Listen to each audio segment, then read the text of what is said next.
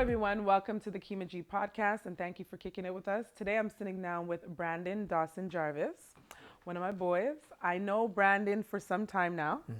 I knew Brandon from work, and then after we stopped working together, right? And then I seen you at an event, Yeah.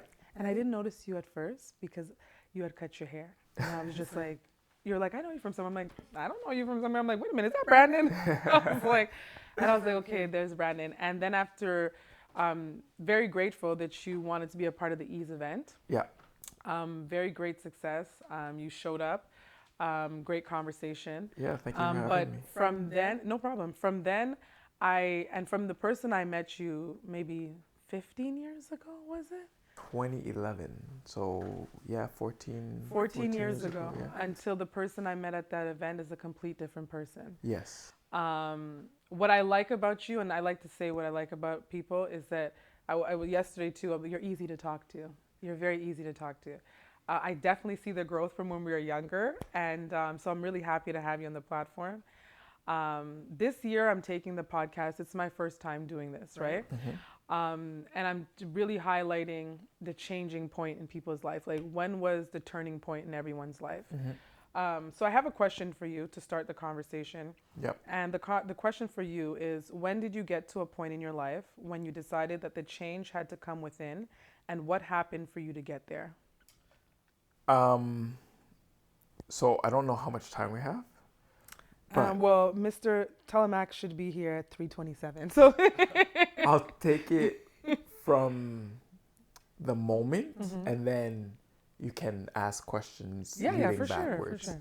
So the moment where I realized that I needed to take responsibility was the moment that I realized that I was placing responsibility on other people's shoulders, who didn't even have any clue or idea that I was doing that, and that I was the person that was being affected. So I would make all these decisions that would Yeah. put me in certain situations, and then blame other people. For lack of accountability. Exactly. Yeah. And so it was always somebody else's fault for my decisions and the situation that I had put myself in.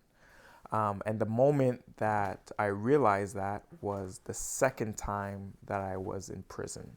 Okay. So I had come out, and I was very angry, and a lot of different aspects, just from being inside. You know, there's like a lot of trauma, and like even like post-traumatic stress and all of that stuff From being inside. from being incarcerated. inside. Exactly. And so you come out, and you're not well, or at least I wasn't well. And so I had ended up back, and I had realized when I was there that I, growing up, I was always very critical of my father for going in and out. Yeah. And even the first time I went in, I was like, okay, well, everybody deserves a chance, and it's like one mess up, and making all these excuses. You're minimizing it. Exactly. Yeah. And so when I went back now, I was like, okay, wait, hold on a minute. Like, there goes my one chance. Like, what am I doing back? And like, I know I'm not, like, that's not me. Yeah. You know what I mean? Like, I'm not that guy. And I would say that I consider myself pretty smart in the sense that I can figure things out. Yeah. So when I was there, I was just like, I need to figure out how it's possible that I'm back, because it was for absolutely nothing. Like, it was a breach of conditions. How long did you end up staying for the breach of condition? 2 months. Okay.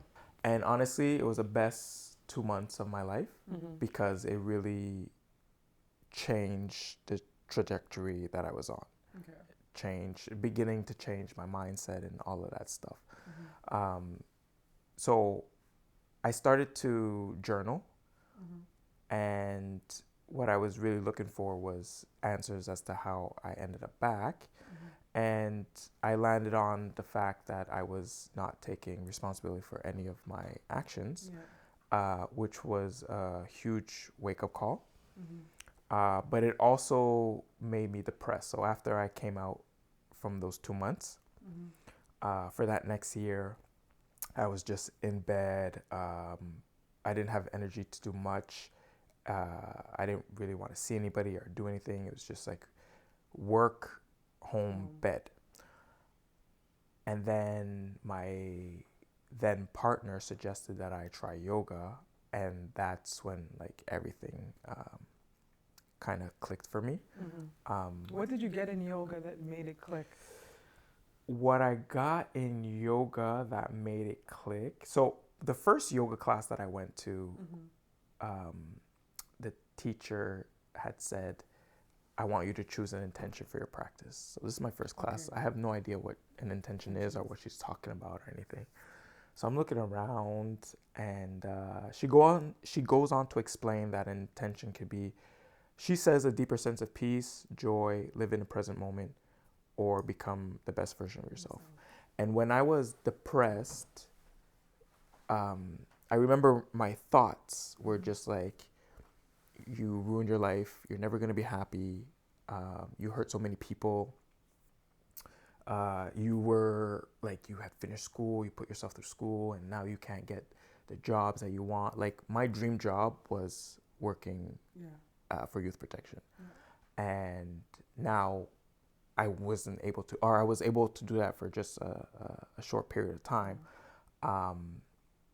But yeah, so all of these thoughts of how things are not the way they're supposed to be, or I'm not where I'm supposed to be in life, and a lot of guilt as to like what had happened that even landed me in prison, all came to like the forefront. Flooding, yeah. Exactly.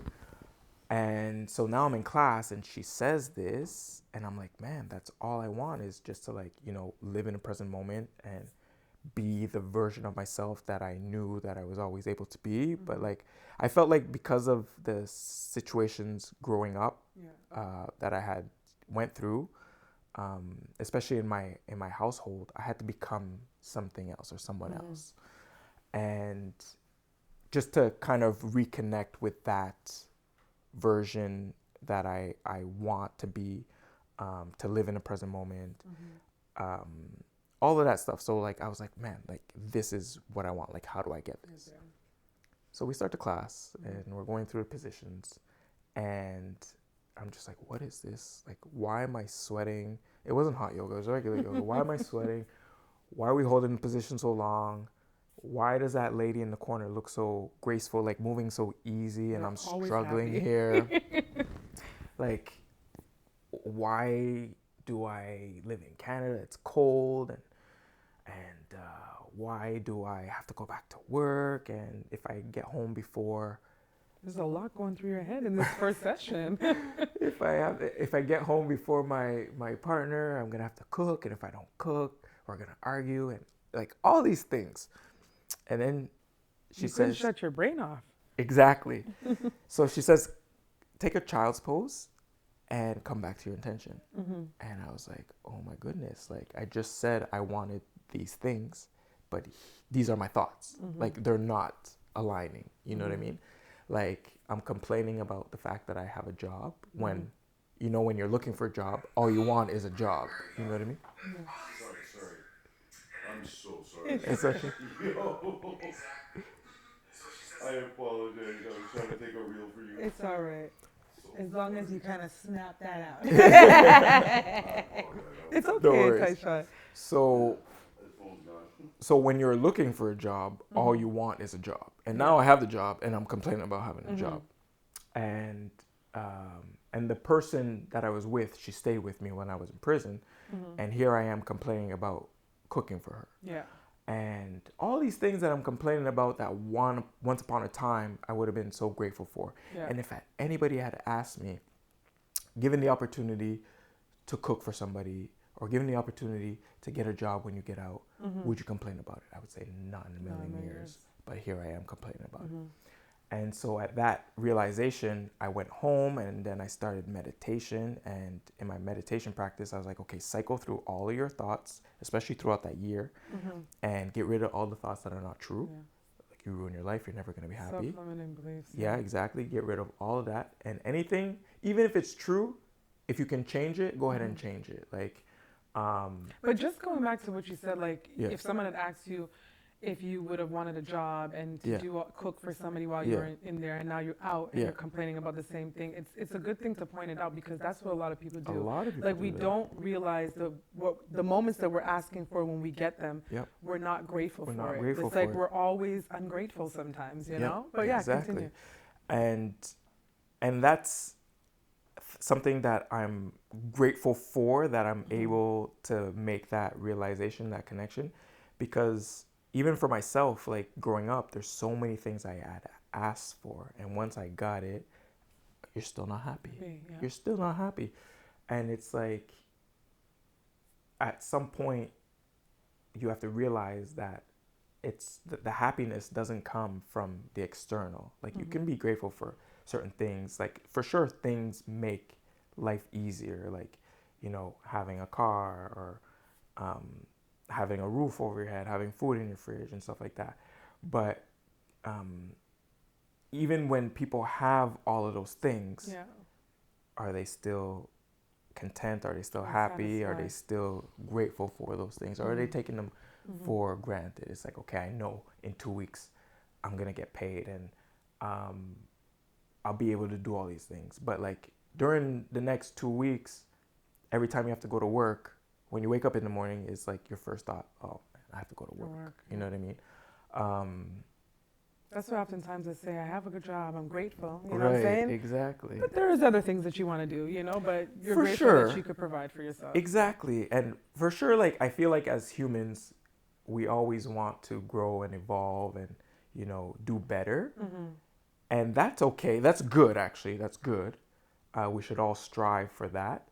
However, on that journey, can you still keep in mind that, like, yeah, I'm going to still move with integrity. I'm still going to move with gratefulness. I'm still going to move with, you know, showing care for other people. Or I always say, like, the easiest thing to do, it's easier to be negative than it is to be positive. And I find it's because we're surrounded by so much negativity in the world in general that it's easy to fall into that trap. Like, someone told me this morning, they said, you know, Key, you're living the dream that you prayed for, you know? And I was just like, I know. I said, I always wanted children. Like, I struggle with fibroids, so it's hard for me to even conceive. So it's a matter of fact that I didn't get one, but I got two. And she kind of checked me this morning, because I was waking up, I was like, I'm a little tired, you know, I was a little fussy. I'm like, you know what? I'm living a dream right now that I once prayed for. So I'm like, let me learn how to be grateful. And I think that that is where we all kind of have that struggling. But I think for, like, as young people, you understand, as a black man, the work that you're doing within yourself and that you did within yourself to land you to where you are today. I don't want to really change the subject, but it's going to be on the same path. But how has that change transitioned into your fatherhood? How has that helped you?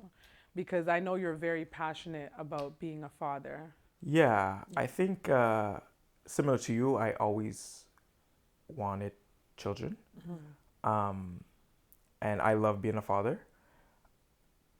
I think that being able to do the work on your, because okay, so a lot of who we are a result of the people that raised Raised us, us 100%. right? Joanne.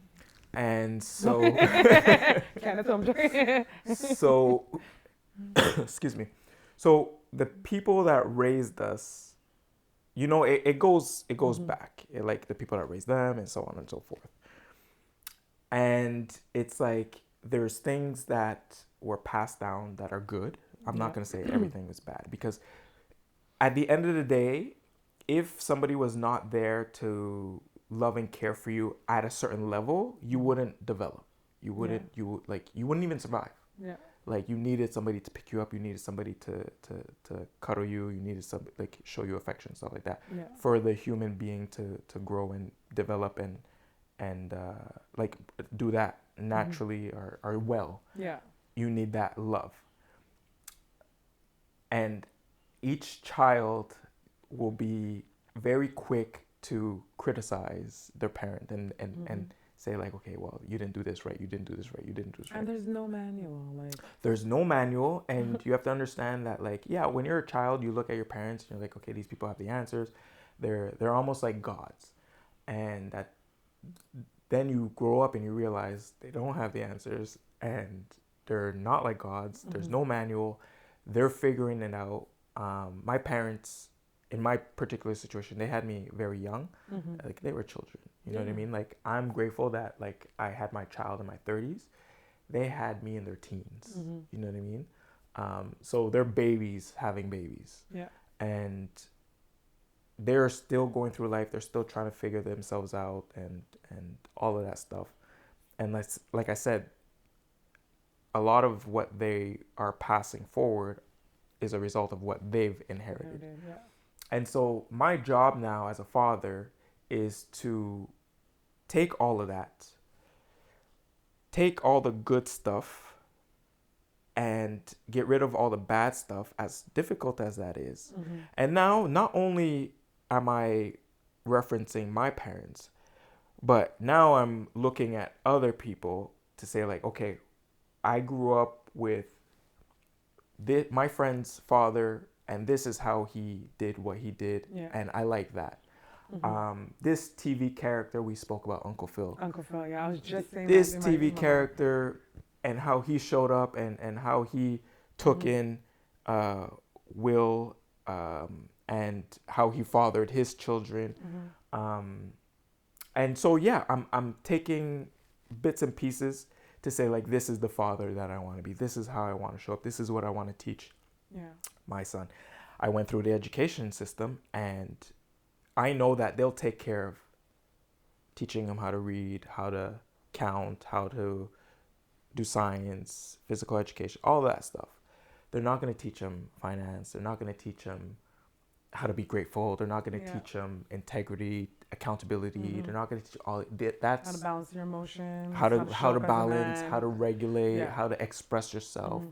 And it's funny because we went out to dinner, me, him, my son, myself, and one of my friends from elementary. We all went out to dinner, and my son had taken a bite of food, and it was hot. Yeah.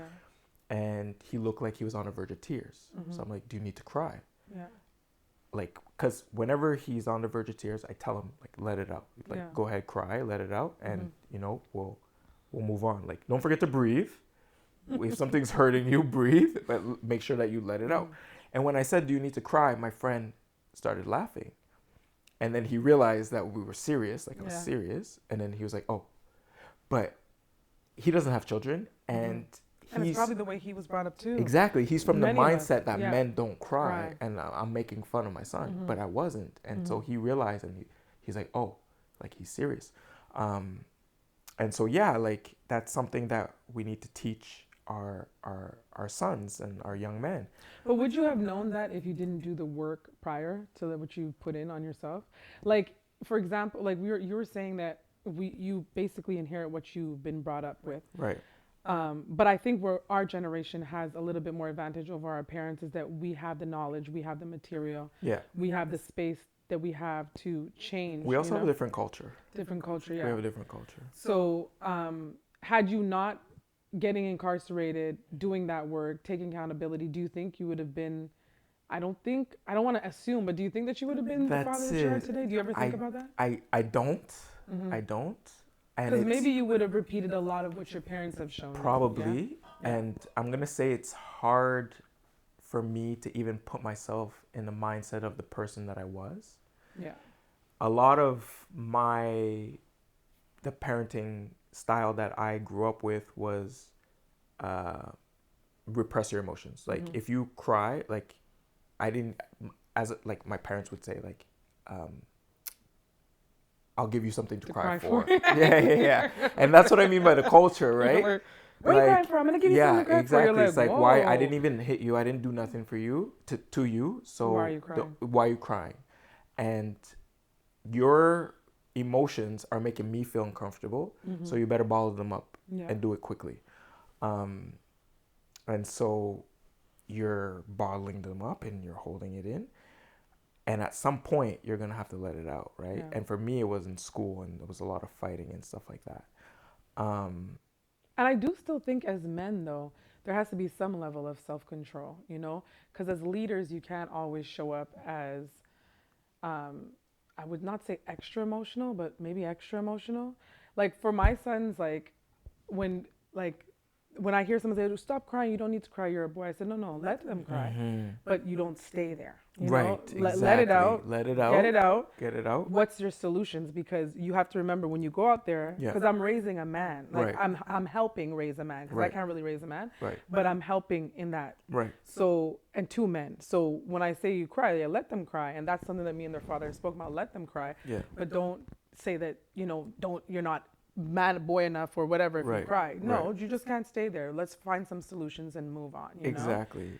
So to come back to your question, um, is and this is my opinion. You allow the person, whether it's a boy or girl, you allow the person to, because nobody wants to cry. Nobody wants to stay. Most people don't want to stay in that situation. At least children. Yeah. Most children don't want to stay in that situation. So allow them to feel their emotions, because children want to be happy. They want to play. They want to, Feel life. yeah, Basically. exactly. Experience life. So allow them to feel that emotion and get it out in a safe, healthy environment. Like, I'm not going to reprimand you for feeling your emotions. I'm not going to discipline you. There's no reason for you to feel fear if you're going to feel your emotions. Feel your emotions, get it out. And like you said, let's find a solution to the problem. And that's going to, I think, translate into an adult that's able to allow themselves to feel their emotions without it bottling up and becoming like a pipe that is experiencing too much pressure. And then it's like boom. You know what I mean? Because I feel like a lot of people that they go from 0 to 100. It's like they're bottling it up, they're bottling up, they're bottling up, or it's like boom. And you have to understand that it's not the emotion that's the problem, it's the way that you express it. You know what I mean? So if I can feel angry, and it's like I know, or I've been able to teach myself, it's like, okay, the first thing to go is the way I breathe. Yeah. You know what I mean? Like my breath You gets have to know the restricted. signs of what's getting you there. Exactly. My breath gets restricted. I can feel my heart beating. I can feel my muscles tensing. And it's like, okay, I'm getting angry. Let me start breathing. Yeah. Let me start breathing. Let me send more oxygen to my brain so I can, figure out what's the best solution. And let me also express, like a lot of people And have. how long has it taken you to get there? Because this don't happen overnight. Like, I mean, no, it's been years of practice, and I want to be the first one to say I'm not perfect. It doesn't work, 100% of the you're time. mastering it. He's trying my best. Yeah. But I will also say I'm not too proud to apologize. Like if I mess up, it's like, okay, yeah. Like with my son, for sure. I think that's the first step to self-development. Like when you're really working on yourself and Yeah. growing. Someone told me before, I grow closer to God. I'm a godly woman. So they say the closer you get to God, you're going to be doing a lot of apologizing on this healing journey. And I was just like, yes, apologizing is a lot of things. And you're not apologizing because you just want to be passive aggressive, but you're apologizing more because you're able to see within yourself that Yeah. I showed up incorrectly. Right. Like I can't change your behavior, but I Right. can change mine, Right. And that's not, it takes a lot of pride and a Yeah. lot of ego, Yeah. like especially as men. Yeah, exactly. No, women too, because I understand it's true. Sometimes we have a hard time with apologizing. Yeah. Yeah. I think it goes both ways. Yeah. Both ways. But yeah, I would be the first one to say like, yeah, I messed up in that situation. And that's okay. Like nobody's perfect. And I feel like, again, a lot of what I observed, not only from my parents, but, from that generation, it's like we do no wrong. We do no wrong, and we definitely don't apologize. Yeah. So as a father, you do it differently. Yeah, I know I'm not perfect, and I tell my son, like, hey, listen, I'm not perfect. And just everybody, I'm not perfect. I'm going to mess up. But I'm going to try to do better. I'm going to try to show up better. I know where I messed up. And chances are won't repeat itself. You know what I mean? If you had to look back at your younger self and you were your father as your younger self, what would you say to your younger self? I do that exercise a Like lot. if you were the father Yeah, and you were your younger self, yeah. what would some things that you would want said differently, or what would you do? How would you father yourself I f- as your younger self? I think that's a great question, and Mhm. I feel like a lot of people, not a lot. Well, I've heard about people doing that exercise either through meditation or journaling, Mhm. and it's like, how do I comfort my inner child? Because the inner Yeah, child is still there, like the it's part always of you there. that wants to take a tantrum, or gets upset, or has trouble regulating their emotions. That part of you is there and probably will always be there. Mhm. Um, and so just to speak to yourself uh, the way that you wish that your parents would have spoken to you, um, to treat yourself the way that you wish your parents would have treated you, and I feel like when I father, or how I show up as a father, is Mhm. very healing, not only to myself but to my parents as well. Wow, You know how they observe. Um, because you're teaching them too. exactly, Yeah. exactly. You It's don't have like, to deliberately teach them, like, because you're yeah, not supposed to do just that through to other people. Just actions. through Yeah, actions. no words, Yeah. just through actions. So while they're learning, Yeah, while you're healing yeah, and growing, your son is getting a new version of of just exactly, parenting in whole. exactly. And it was always interesting to me because I would observe my parents and then Mhm. I would observe my grandparents. And I feel like people kind of calm down as they age.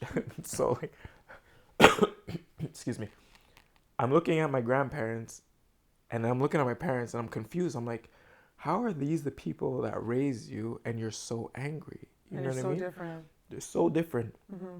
And I look at my aunt like that sometimes, so I love you dearly. But I'm like, we were raised by the same woman. Are you yeah, sure? yeah, I was raised by my grandmother. You were raised by your mom. I okay. don't think it's the same person. Yeah, but I feel like your grandmother is the one that changed over time. You know what I Yeah, mean? definitely she did. Yeah. Exactly. So I feel like my grandparents changed over time and they got, Wiser. wiser and calmer and stuff like that. Hmm. Um, and now my son and my nephews and the younger cousins are looking at the grandparents, and they get a different version than the ones we grew up with. Yeah. But also I feel like my generation, like my cousins and my sister, our parenting style is very different. Hmm. And yeah, I feel like everybody's learning, and when my son becomes of age, it's going to be his job now to take everything that his mother and I have showed him, take the good, leave the bad, Hmm. model after other people, and become the best father that you can be. And I also heard somewhere two things that I heard Yeah. that really stayed with me. The first thing is that you're not only parenting your child, but you're Hmm. parenting your grandchildren, Hmm. because what you're teaching is going to be um, Given to your to your grandchildren. grandchildren. Yeah. And I like that because I always say to people, like, I didn't grow up with my parents. I grew up with my parents for a little bit, but then they had passed away. But I appreciate growing up with my grandparents because now that I have my sons, they're going to get that old school, which I think is so valuable, especially for their generation.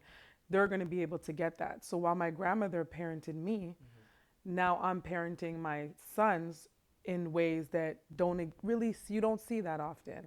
So I'm happy that I'm able to give that to my children. But it's true, we're not really just parenting. Our grandparents really are parenting for their whole downline, and Mm-hmm. you're supposed to be parenting for your whole downline. Mm-hmm. And I find that it's just as parents, it's bigger than us. You Mm-hmm. know, when you get the role as a parent, this is what I'm learning. I'm a newbie to the game, but what I'm learning is that it's beyond us because how my sons are going to go out there and treat people, how they're going to go out there and connect with people. You're not always going to get it right, but I want to be able to say that they're decent human beings. You know Mm-hmm. what I'm saying? Mm-hmm. So it's a lot parenting I'm learning. Mm-hmm. And I know that I don't know what it is to father. You know what I'm saying? But I could just imagine the pressure that comes with fathering, because there is a lot. There is a lot of pressure. I feel like as a father, not only do you have to try to take care of these tiny humans, but you also have to, I feel like you have, or you take on the responsibility of trying to make sure that the mother is in the best headspace as well. To Which try, we appreciate that because that wasn't before, but now I feel that's a lot. yeah, Whether you're with the person or not, exactly, that person tries to make sure that you're in a good headspace because you are exactly, raising their children most of because the yeah, time. you're Yeah. raising the children, and so you don't want to put the person into a stress situation or anxious or depressed Yeah. or whatever have you. Um, so you have that in the back of your mind. You have raising the children in the back of your mind.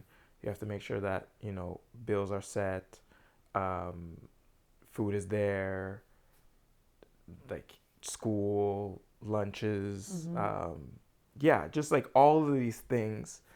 Um, and yeah, it's just like Where do you pull your strength from as a father and a man? the bond and love for my son. Um, and I feel like that's another whole topic. It's like I feel like I had trouble bonding with my son. Yeah. I've always had, and I feel like a lot of parents have the paternal or maternal instinct. But I feel like a bond is different. Like I feel like as a man, like you really have to work to create that Yeah, bond you kind of bond with the child once the once child's the born, child's whereas born. the mother, it's an It, instant thing, man. right, Yeah. like the child is growing in you But for then once nine they months. bond with you guys, they forget about their mamas. Like, Yeah, until they get hurt or they cry and then they want mom. Um, but I had trouble because my relationship was rocky and I had a feeling that it wasn't gonna last. And so in my mind, I was like, okay, well, I'm gonna brace myself for impact.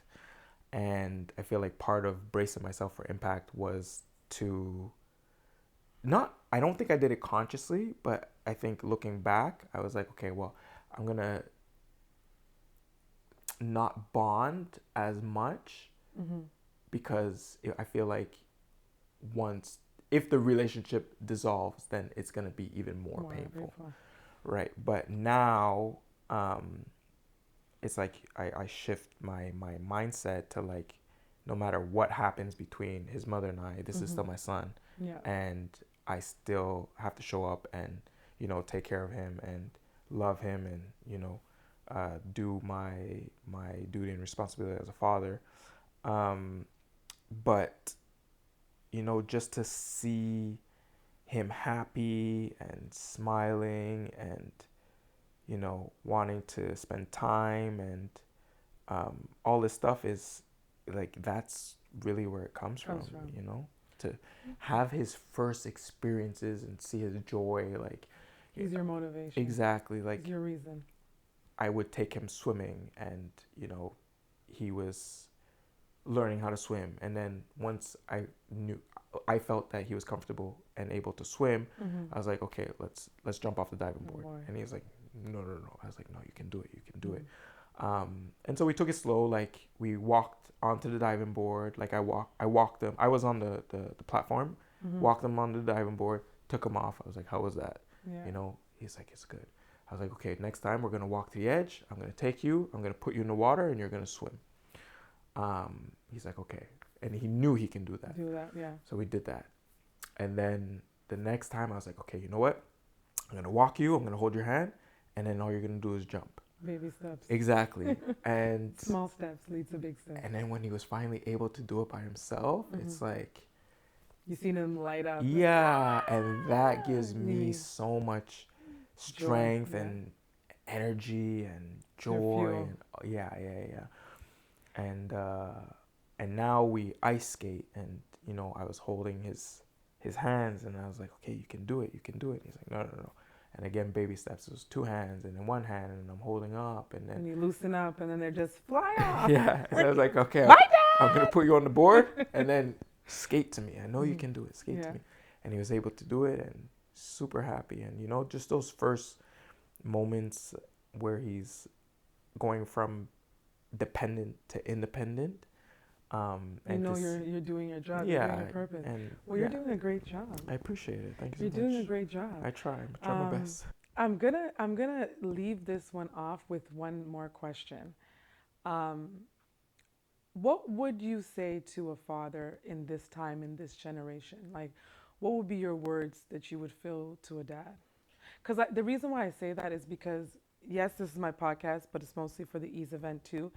Fatherhood is something we're going to touch base on. So the last messages as we close, like, what would you leave a father with? Because there's a lot of fathers that I know personally that are excelling, they're struggling. There's a lot of kids who don't have fathers. There's a lot of people who are stepfathers who mentor. So, what would be some words you would leave them with to help them along their journey? I feel like black men, black fathers, black men, but like black men in the community, Mm-hmm. there's no shortage of people that are willing to help and lend a hand and give that guidance. I feel like the problem is asking for the help, Yeah. or maybe knowing where to ask for the help. Mm-hmm. Um, but it's out there. It's out there.